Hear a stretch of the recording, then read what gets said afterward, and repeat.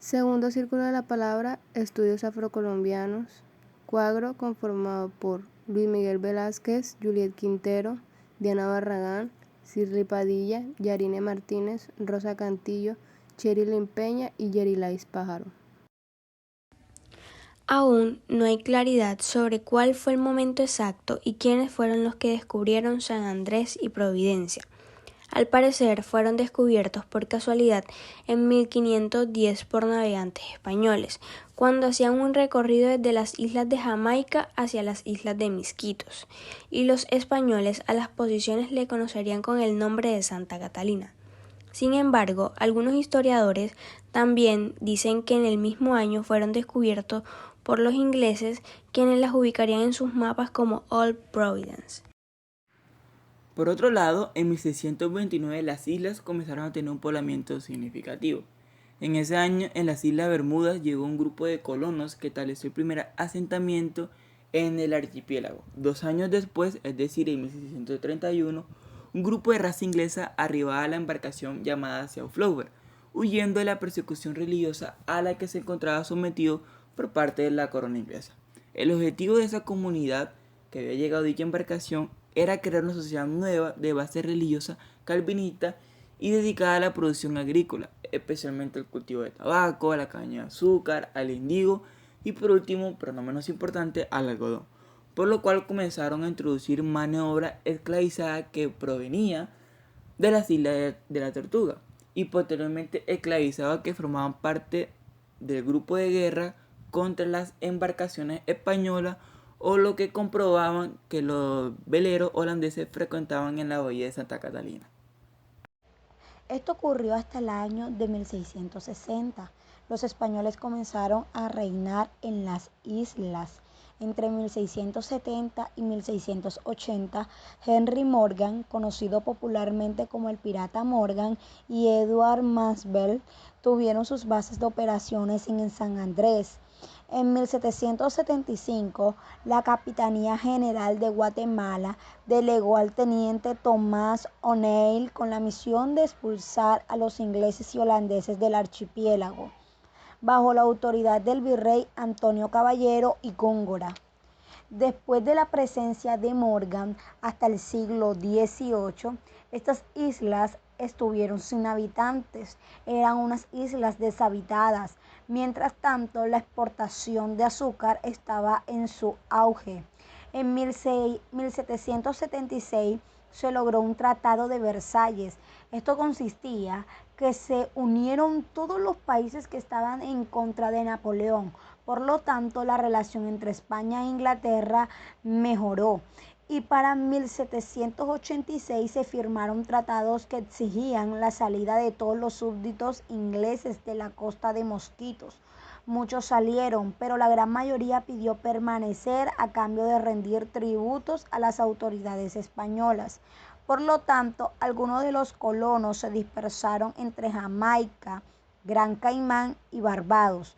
Y los que fueron a Jamaica los introdujeron en el trabajo de cultivos de café, de tabaco y caña de azúcar. Pero lo que se movía en ese momento era el algodón, que era el cultivo que comercializaba Inglaterra.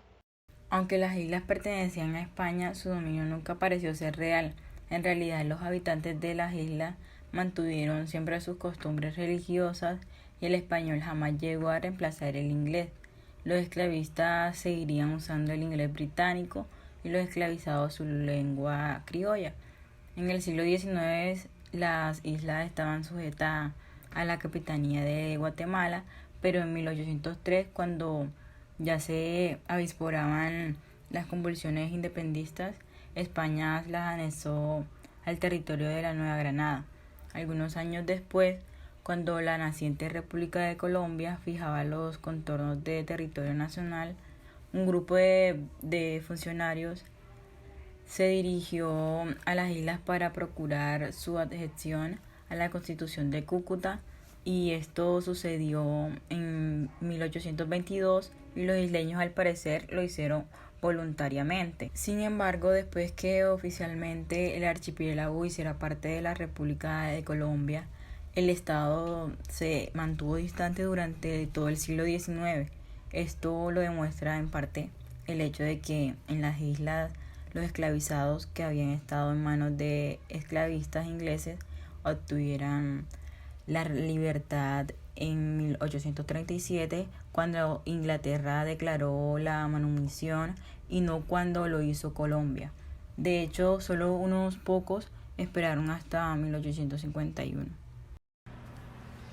Después que surgió la abolición o suspensión de la esclavitud, surgieron muchas migraciones hacia las islas de San Andrés y Providencia y las islas de la franja costera del Caribe.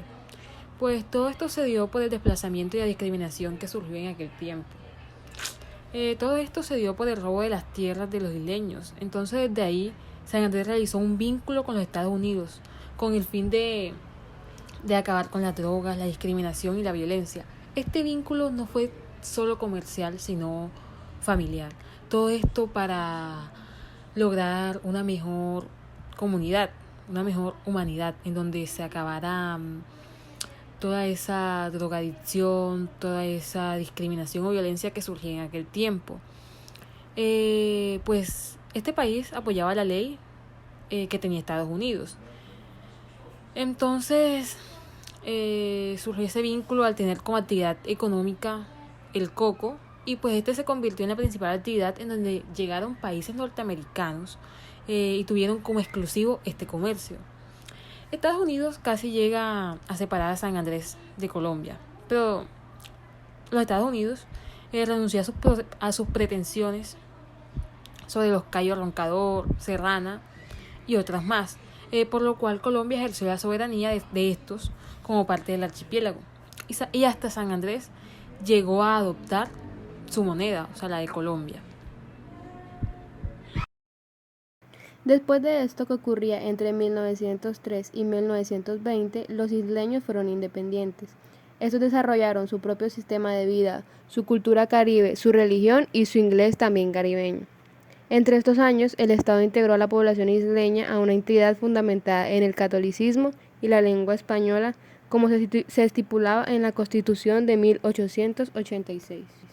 Hacia la segunda mitad del siglo XX, San Andrés fue convertido en un puerto libre, lo que generó un periodo de grandes cambios para la isla y sus gentes. Con esto llegaron grandes negocios de venta de electrodomésticos, licores importados y turismo. También una gran migración de gente. En la actualidad, el impacto de esto ha sido tan grande que la capacidad de sostener un gran volumen de población es limitada, y el impacto ecológico también empieza a notarse. La vinculación laboral para los isleños estaba limitada por los crecientes fenómenos de inmigración desde la zona continental, junto con la estimación a ser considerada individualistas y rebeldes. Esta situación hace que la dificultad de poder conseguir un trabajo remunerado en las entidades oficiales se encuentren escasas o a veces hasta nulas. Estos buscan contratar personas foraneras, en el cual se logra la presencia de las probabilidades de la discriminación de la población racial.